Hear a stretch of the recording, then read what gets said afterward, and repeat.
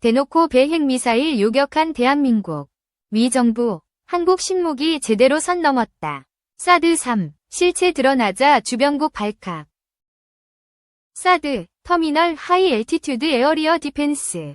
THAAD, 즉 종말 고고도 지역 방어 체계가 배치된 지 올해로 7년을 맞이했다. 사드는 북핵 위협이 급증하는 가운데 2017년부터 배치되기 시작하여 한반도 남부의 전략적 후방을 보호하는 미사일 방어, 미사일 디펜스, MD의 핵심 전력으로 활약하고 있다. 사드는 한때 한미동맹의 취약성을 여실히 보여주는 상징이었다.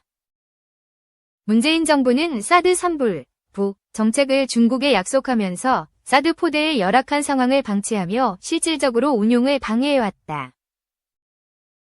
미국은 트럼프와 바이든 행정부를 거치면서 여러 차례 문제를 제기했으나 매번 임시적 조치만이 취해졌을 뿐 방치는 지속됐다. 결국 윤석열 정부가 취임한 이후부터 사드 기지의 운용은 정상화되어 현재 성능 개량을 거친 후 운용되고 있다. 이제 사드가 정상적으로 운용되고 있다고 하지만 여전히 한계는 존재한다. 북한의 핵과 미사일 위협이 급증하면서 사드를 보완 대체하는 국산 요격체계 LSAM-2를 서둘러 개발 배치하는 조치를 취하고 있다. 그러나 주한미군의 패트리어트 PAC-3와 사드는 한반도 미사일 방어에서 중요한 역할을 수행함에도 사드의 요격 범위에서 수도권 지역은 여전히 포함되지 못하고 있다. 따라서 현재 추진 중인 한미 간의 탐지 및 추적체계 정보 공유에 더하여 사드 포대의 수도권 추가 배치 등 한미 간 통합된 MD 구축을 더욱 긴밀히 강화해야 한다. 사드는 종말 중층 1 미사일 방어 시스템으로 광역 방어를 목적으로 하는 무기체계로 하강하는 적의 탄도미사일을 최고 150km에서 최저 40km의 고도까지 요격할 수 있다. 점이 사드는 통상 탐지 결심 타격체계로 구성되어 종말 요격용 레이더, 탐지, 지휘 통제 모듈, 결심, 8연장 발사대 6개로 총 48발이 사드 미사일, 타격이 모여 한 개의 포대를 구성한다.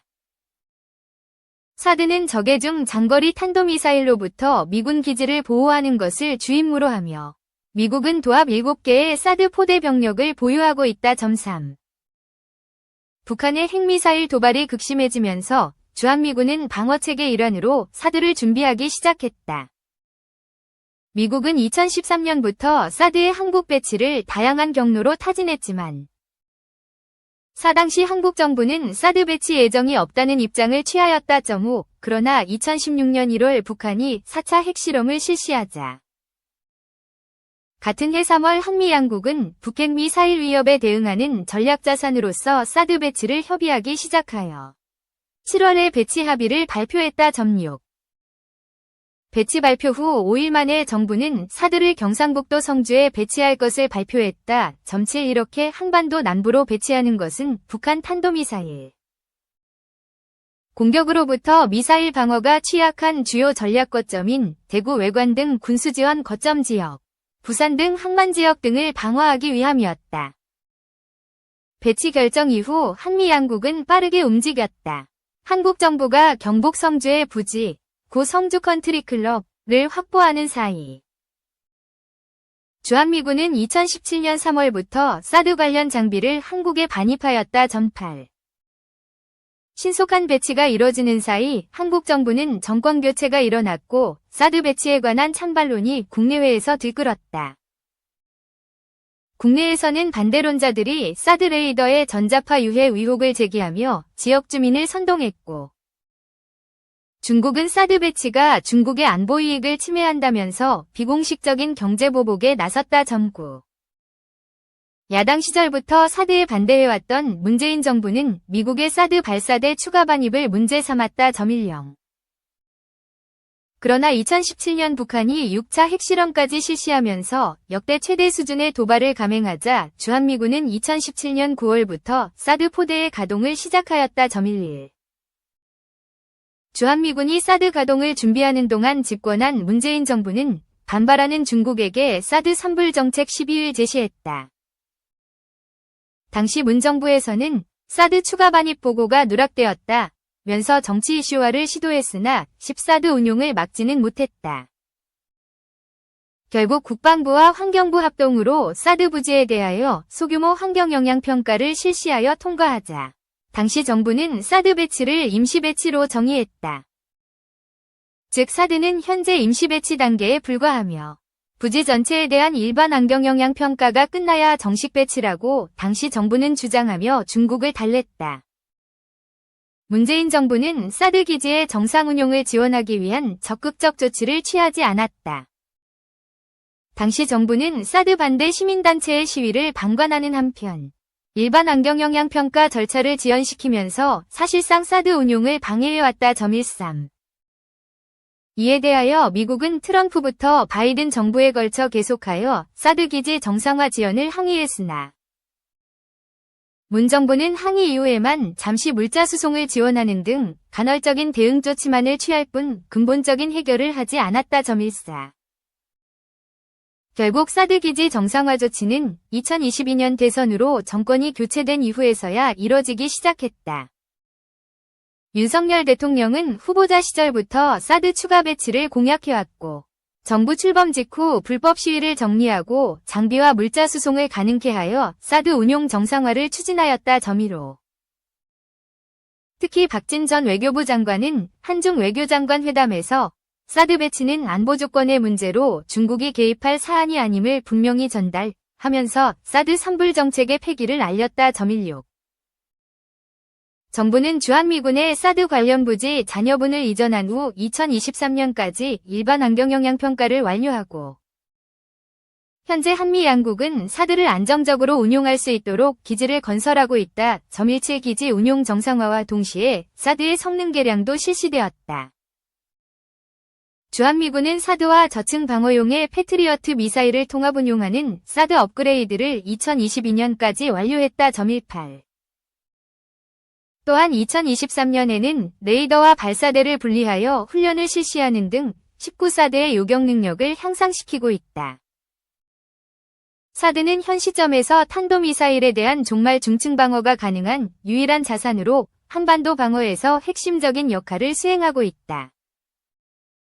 넓은 면적의 저층 방어 체계를 촘촘히 배치할 수 없는 상황에서 약 200km의 요격 반경을 가진 사드가 차지하는 역할은 지대하다.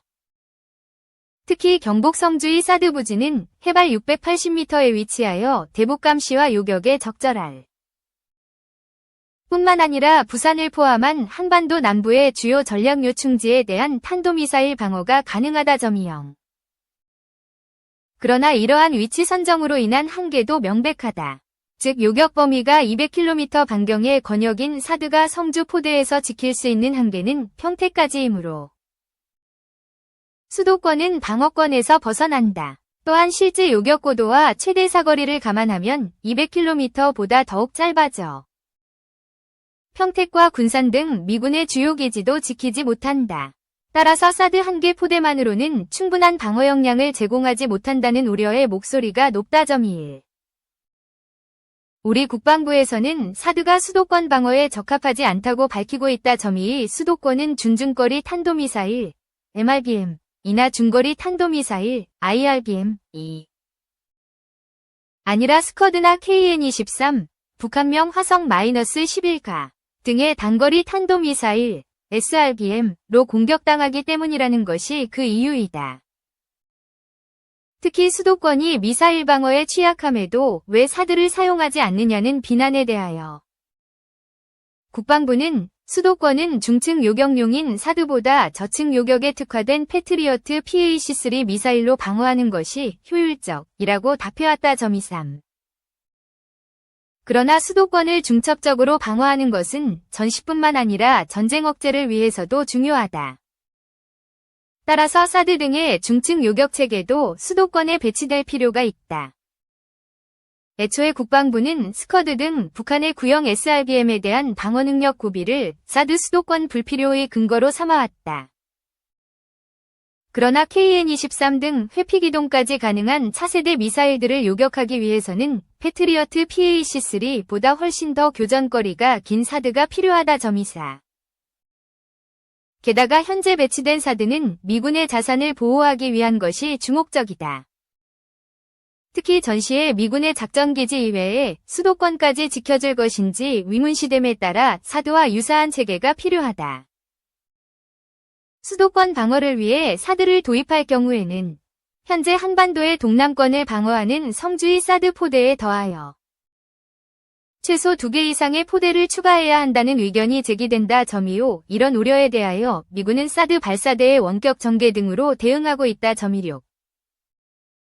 북한이 개발한 KN-23 등 신형 탄도미사일들은 러시아로 수출되어 우크라이나 전쟁에서 실전 테스트를 거치고 있다. 북한은 이러한 실전 데이터를 바탕으로 미사일 전력을 더욱 보강해 나갈 것이다. 또한 7차 핵실험으로 화산-31 전술 핵탄두의 개발 완성까지 검증될 경우 핵위협은 이제 더욱 현실적이고 상시화될 것이다. 이런 상황에서 현재 우리 정부는 수도권 방어를 위해 사드 추가 도입을 대신하여 독자적인 한국형 미사일 방어를 추구하고 있다. 정부는 국산 LSAM, 롱레인지 서피스 투 에어 미사일, 요격고도 40-70km, 과 LSAM-2, 요격고도 40에서 100km를 개발하여 사드를 대신하여 수도권을 방어하고자 한다.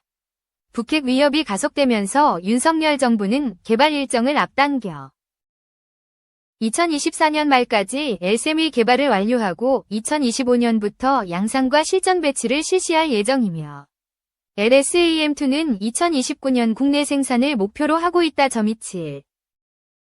우리 군은 저층 방어를 위해서는 1002 개량형 미디엄 레인지 서피스 투 에어 미사일 블락기, 요격고도 15km 이하 과 패트리어트, PAC-3 MSE, 페리어트 어드밴스드 케이퍼빌리티 3 미사일 세그멘트 인핸스먼트, 고도 40km 이하를 운용하고 있다. 점 28. 이에 더하여 성능 개량형인 1003, 요격고도 20km를 실전 배치하는 한편 초저고도에서 요격이 가능한 한국판 아이언돔 LAMD, 로우 엘티튜드 미사일 디펜스, 요격고도 10km 이하도 배치할 예정이다. 점이고 다만 이 경우에도 100에서 150km 구간의 방어력 향상을 위해서는 사드의 추가 도입이 필요하다.